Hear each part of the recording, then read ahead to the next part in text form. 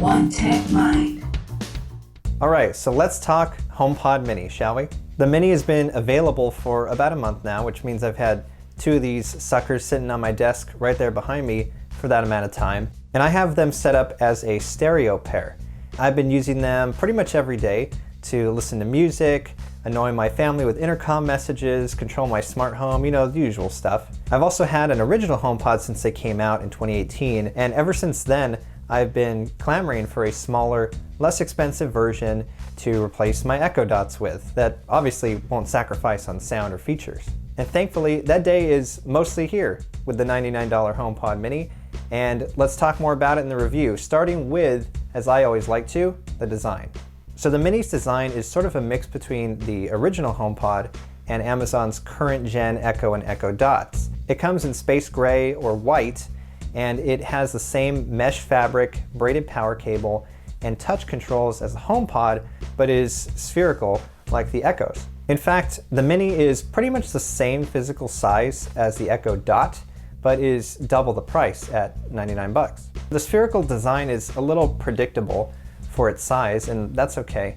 I think if Apple simply took a shrink ray to the HomePod, it would maybe look like a can of soda with a koozie wrapped around it, and that can't be a good look, I would imagine. The Space Gray Mini does a great job of just blending into its surroundings and letting the music, content, phone calls take center stage. It looks good pretty much anywhere you'd want to put it. It carries over similar lighting indicators from the HomePod, green for when calls are in progress, and a multicolored dance for Siri.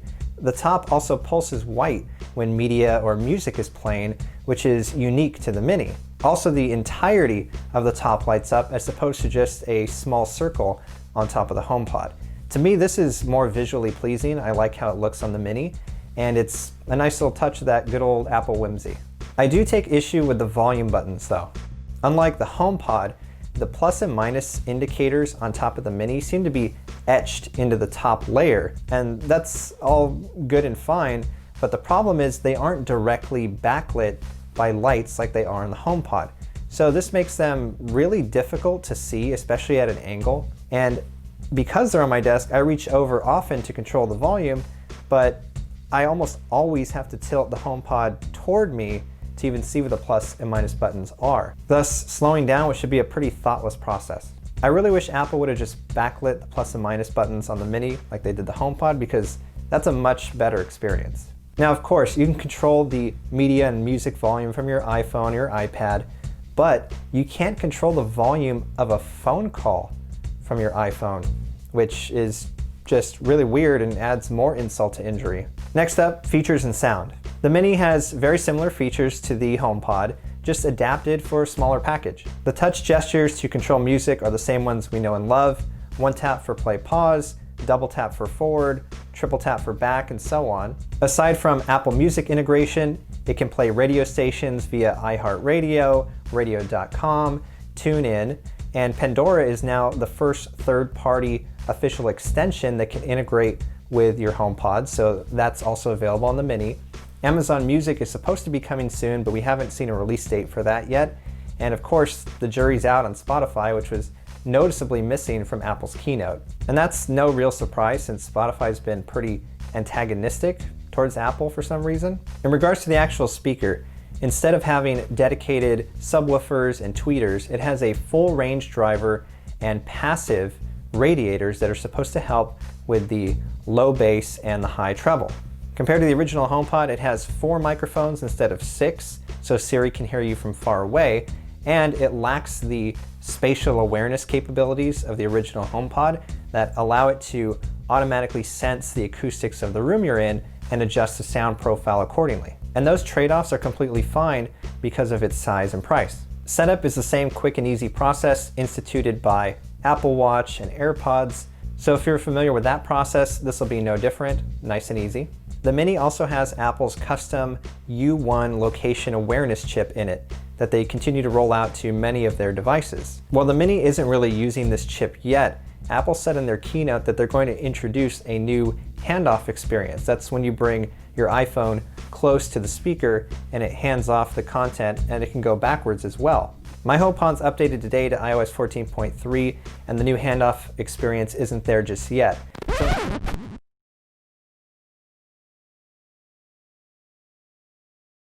So until then, the current handoff experience works just fine. You get the iPhone near, transfer your content, go back and forth. It's kind of a fun little experience. So I'm looking forward to what the new version will be like. However, I think Apple introduced a major bug with handoff, at least one that I've experienced, and that's with phone calling. I've had an issue with almost every single phone call I've made using both my mini and my regular HomePod. The audio will just cut out on both ends of the call. And there was even a couple times where I thought I was muted from my iPhone, but I wasn't really muted going through the HomePod. So that led to my coworkers hearing my extremely loud mechanical keyboard back there. So I'm sure they have tinnitus now, and I can expect a bill anytime. Thanks, Apple. But to be clear, this has happened on both my regular HomePod and the minis, so I'm sure this is just some kind of bug that Apple will patch eventually. I really want to use the mini as a speakerphone for conference calls, but I just can't trust it for that right now. Computational audio also carries over from the original HomePod, and it's performed on the Mini by Apple's S5 chip. Now, Apple uses algorithms here to identify the characteristics of the music you're listening to and adjust the sound profile of the HomePod on the fly. Now, this isn't something you can turn off or adjust, so computational audio basically is the sound profile of the HomePod. Well, I would love a fully adjustable equalizer. This computational audio magic is just supposed to make everything sound pretty good. And for the most part, HomePod Mini sounds really great for its size. But of course, because of its size, it has trouble reproducing deep bass at lower volumes.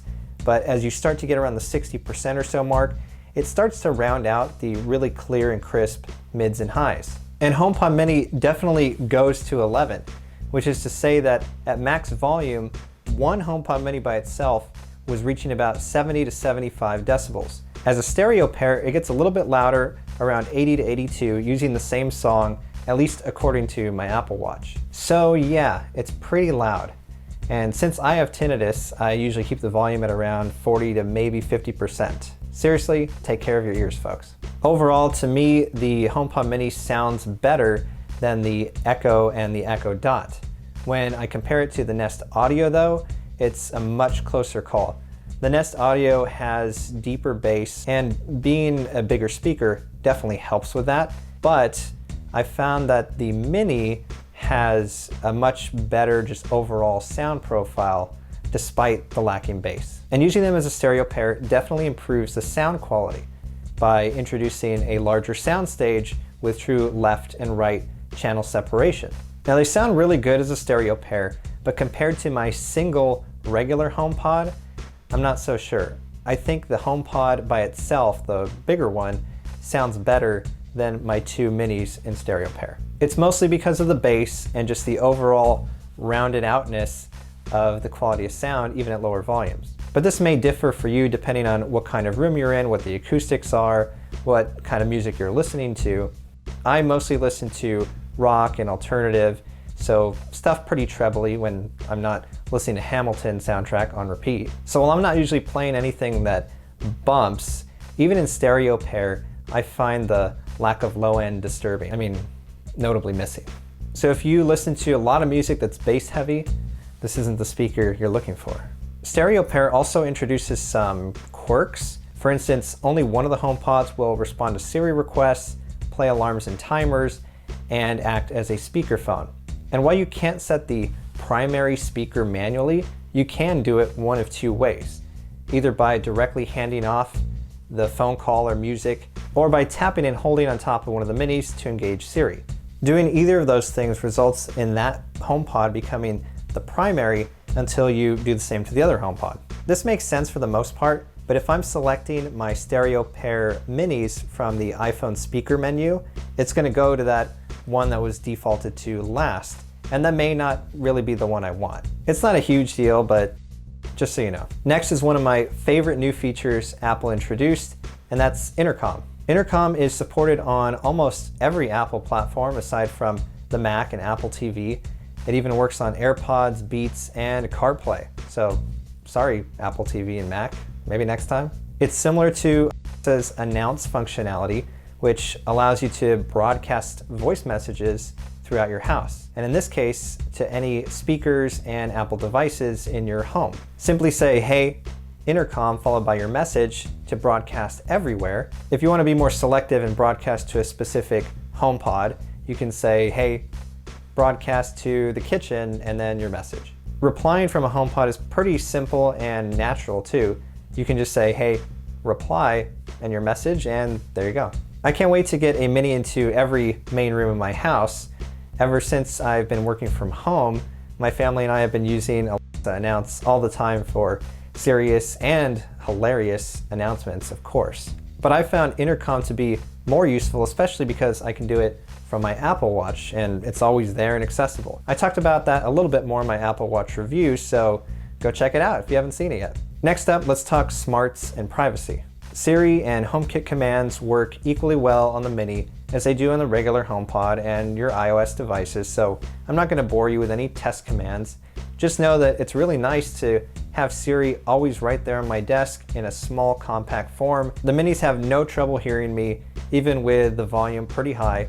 Although around 80% or so, you do have to speak up a bit, but you don't have to shout. Another interesting thing is that the Mini has support for Thread, which is a new mesh networking standard that's backed by Apple and supported by a consortium of smart home device manufacturers. Though there's not many devices with Thread available yet, once supported, devices will be able to talk to each other and expand the range of connectivity across your house, thus hopefully resulting in a better, more consistent experience when you go to use those smart devices. That's just going to benefit everyone in the long run and hopefully make things easier, because right now, setting up a smart home is a bit of a hot mess. On a serious note, I want to talk about the privacy aspect Apple offers with all their products and services and HomePod Mini.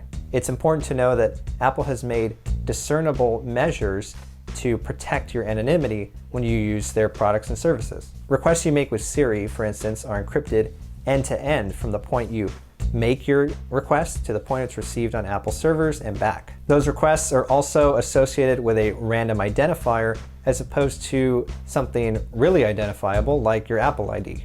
Plus, when you make a personal request about your notes, messages, sensitive information, that info is pulled from your iPhone as opposed to going out to the internet and up to a server. This is why your iPhone needs to be on the same Wi-Fi network in order to use those features. So it really can't be said enough.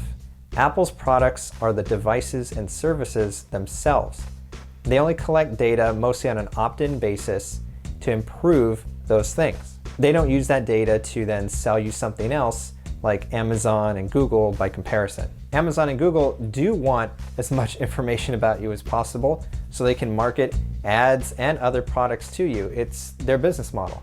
Of course, they too have privacy controls in place, but the proof is really in the pudding, isn't it? Especially for Amazon. They've been caught in hot water before with their Ring product line, and they even had to fire 4 employees who inappropriately accessed customer data. Thanks to end-to-end encryption, that kind of breach isn't even possible with Apple services. I guess what I'm trying to say is if you value your privacy, which you should, I would put my trust in Apple. They're not infallible, but they have a good track record and they have made privacy a core feature in everything they put out there. So all that's left is the $99 question. Should you buy a HomePod Mini? Well, if you're already in Apple's ecosystem and you don't want to buy the regular HomePod for price or other reasons, then it is an incredible value for the price. And it's kind of funny because Apple's pricing can both delight, as in this case, or shock. Yeah, I'm looking at you, AirPods Max and MagSafe Duo. Having said that though, the original HomePod can often be found on sale for around $200. So if you're patient and you're not gonna put the HomePod into a tiny room, I would maybe hold out for when that's on sale and get the full-size experience. Looking back at it from my desk here, I'm kind of tempted to go to the full-size HomePod and use these Minis elsewhere in the house, but we'll see. In any case, the Minis are going to make amazing holiday presents, if you can find one in stock, that is. And I love the Mini so much, I want to give one away right here on this channel, once I hit 150 subscribers. The details will be forthcoming in my next few videos, so please keep an eye out for that. Tell your friends and family to watch, subscribe, and like, of course. And that's it. So what do you think of HomePod Mini? Is it on your Christmas list this year? Let me know if you have any questions about it, and I'll do my best to get you some answers. So don't forget to reach out to me on Twitter and Instagram at the handles here. I'd love to hear feedback from you about the channel, about this review video. Let me know what you think. I also put a lot of tech commentary out there, or if you just want to talk about how awesome Hamilton is, I'd love to talk about that as well. And until next time, thanks for listening to my One Tech Mind.